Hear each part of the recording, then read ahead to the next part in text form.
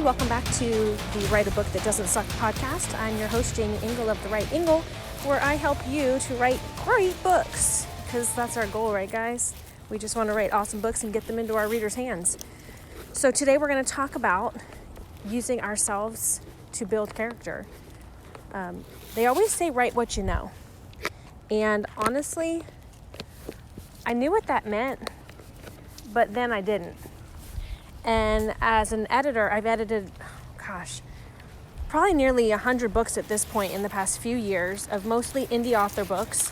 I would like to brag that several of them, probably about 6 or 7 of them, have gone on to win some prestigious awards, which makes me feel very good that I was a part of that. But that's not the point. Reading these books, a lot of the ones that where the characters really resonated, when I asked the author, where did you find this character? Where did you, how did you build this?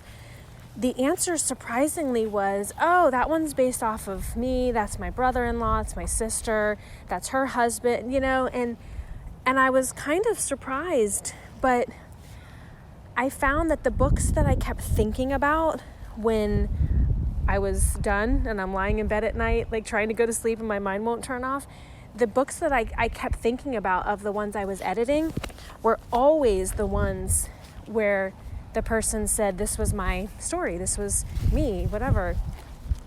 We all can't just go out and build books off of everybody we know, right? And write a story like that, especially if they don't know, or they do know, I don't know, maybe we could get sued or something. I know there's laws about that stuff.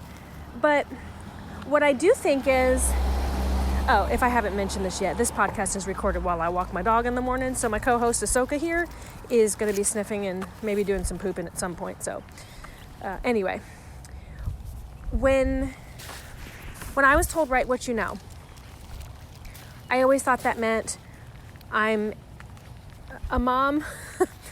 I have a boy at the time. Now I have 2 boys. So I'm supposed to write books that have to do with a mom and boys, right? That's what I thought. That's write what you know. And then I thought, well, maybe it's just right. I live on beachside. I live in Florida. Well, guess what?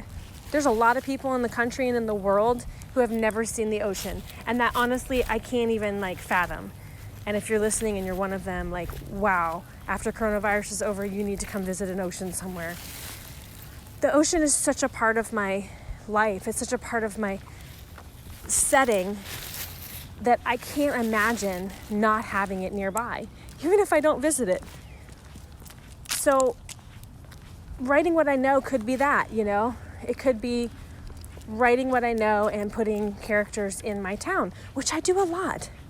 2 of my books, at least 2 of my books, take place in my town. But another way to do it, and the reason I'm doing the podcast on this today, is finding yourself in your characters. Finding your flaws in your characters. And kind of working out how you might resolve some of those flaws. And at least face some of those flaws. And for me, that's part of the writing process that is painful, is revealing, is catharsis, if that's the right word. I always get that one wrong, like Worcestershire. But I think that's kind of one of the reasons why we write knowing we're not going to make crap for money. And it's going to take all our efforts and energy just to convince people that they should pay money for this book that we spent a year working on. Whereas they'll go to the Walgreens and spend $7.99 on a greeting card that someone's going to throw out. But I digress. It's, in my opinion, the you and I that we put into our stories is the reason we write. It's the reason we can't not write. I think I've mentioned this before, but if I was stuck on a deserted island and I knew the water was going to rinse the words away, I would still write in the sand every day because I have to. There is something in me that I have to write. And I think that's part of it. So how can we harness ourselves into our characters and into our story worlds? It's kind of scary. And honestly, don't you think? Isn't that why rejection hurts so bad? Even though they're rejecting your book. Or even, let's take it a little bit softer. even though they're just not in love with your book, not connecting with it the way that you think they should, an agent or editor is going to pass on your story. And if we were selling vacuums, we would go, man, I must not be either selling a good product or I need to change my pitch and delivery, right? But when it comes to our books being rejected, we don't think that. We don't think, man, maybe I need to work on my craft a little bit more. Or maybe I'm not pitching the right story right now. Maybe I'm trying to pitch vampires in a world that's over Twilight. Or maybe I'm trying to pitch zombies in a world that is done with Walking Dead, right? These are things you have to think about. But the reason it hurts so bad is because you're in that book. And when your book gets rejected, you feel rejected. And I truly believe that that's because we put so much into our characters that is us and our life circumstances and things we're dealing with in our current affairs and memories and people from our past and relationships that went awry that we never had the opportunity to fix. You know, the beauty of being a writer is we can explore, answer, and conclude problems in our personal lives and problems in the world in the pages of a book. We may not be able to make sense of the world around us or explain why our grandmother died 5 weeks before her first granddaughter was to be born, who happened to come a month and a half early. We can't explain those things away. But in the pages of our book, like in Moana, we can see that grandmother character come back as the stingray and then come back as an apparition to guide her. We don't get that chance in real life. And my grandmother died she had just died right after Moana came out, the first time I saw it. And I gotta tell you, and I still do, I bawl when grandma dies and I bawl when I see grandma return as a stingray. It moved me. But we can only do that in books. We can only take the real world and neatly package it to where it makes sense to us. And that is writing what you know. That is what that slogan really means. Last night, I received word from Kirkus, which if you don't know Kirkus, they're one of the top 5 favorable review places where you submit your book, you pay for the review, and they will dog it, or they will, give it a 4 or 5 star review. And it's one of the reviews that you need to have in order to get into the bigger programs for the schools and magazines and things. It's like the school journal, library school journal, I think it's called. There's like 5 of them. But anyway, I had submitted my book Metal Mouth for review, and it came back with a glowing review, which I think the scariest thing in the world is when you actually pay someone money and say, hey, could you tell me what you think of this? Because you're just going to expect it to be awful and you're never going to write again. But the review is great. I'm trying to, my book Metal Mouth is in the running for the Florida Sunshine State reading list for next year, the 2020-2021 school term. But I've also submitted it to several other book lists across the country. So anyway, I get this email yesterday from Kirkus telling me that the editors have chosen to feature Metal Mouth in their print and online publication that goes out to 5,000 agents, libraries, editors, and publishers.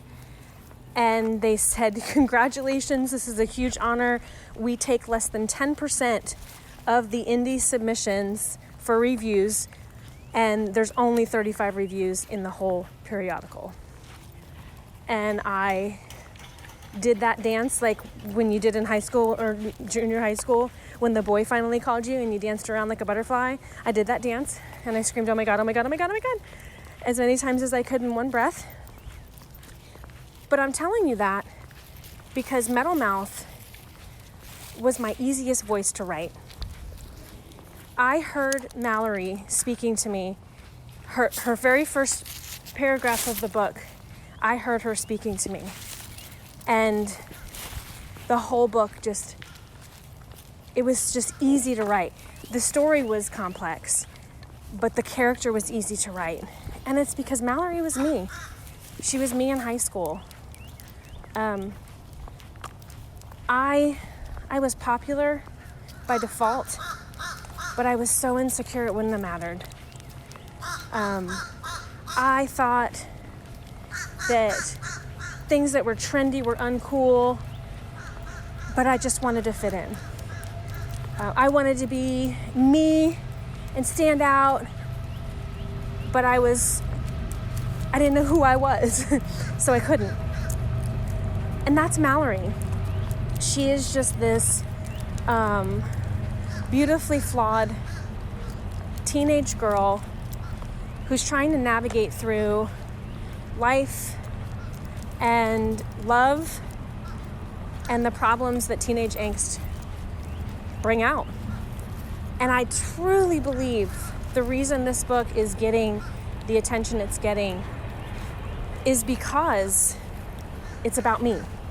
The characters are based about me. And I was able to resolve issues that I didn't get to resolve in real life because I'm an adult now, and those things I don't care about the things that bothered me in high school. If I could go back to high school, it would be completely different, as everyone would say. But Mallory is the mirror image of who I was, but she has the chance to she gets all of my adult knowledge, and she gets to change her present day high school life. And I think that's pretty awesome. So my encouragement for you guys is you don't have to put you in your books. Maybe you're not comfortable doing that. That's fine. But look at your characters and just make a note if you based any of them off of real people or off of the habits of real people, or even if you based it off of a movie star, like a character that you saw and you liked the way that particular character acted, and maybe you based a character off of their mannerisms. Just go back in your story and see if you have someone similar that you can really put into your story, or if you already have someone in your story or yourself in your story, can you get a little deeper? Can you be a little more real with yourself? Can you dive into the psyche of your character to resolve your own issues through their choices? It's not going to be easy, but I guarantee you the book that comes out of it will not suck, and it might just be great. So that's it for today, guys. I appreciate you being a part of the podcast. If you like what you hear, please like, share, and subscribe. Also, check out all the great podcasts here on Space Coast Podcast Network. You can join the Facebook group. It's just searching groups for Write a Book That Doesn't Suck. And I have a book, too, called Write a Book That Doesn't Suck, which is the basis for all of these podcast topics. But who cares what I want to talk about? What do you guys want to learn? Let me know. Put your topics in the notes, and I will gladly teach you my opinion, my research, my years of going to conferences and speaking at conferences and editing authors' books. I will freely share all of that with you if you just tell me what you want to learn about. Thanks, guys. I'll talk at you soon, and until then, happy writing.